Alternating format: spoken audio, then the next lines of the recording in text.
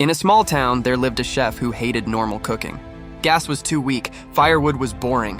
One day, he looked at a volcano and smiled. "This is real fire," he said. He carried his pot close to the volcano and began to cook. The ground shook, the heat roared, but the chef didn't run. He stirred his soup calmly like it was a normal kitchen. People watched from far away, shocked and scared. "Is this man normal?" they whispered. The food finished cooking in seconds. The chef tasted it and nodded proudly.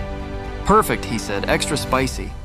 From that day on, he became known as the fearless chef who cooks with a volcano, not because he was crazy, but because normal fire was never enough for him. Please assist us with subscribe. See you in the next video. Thanks for watching.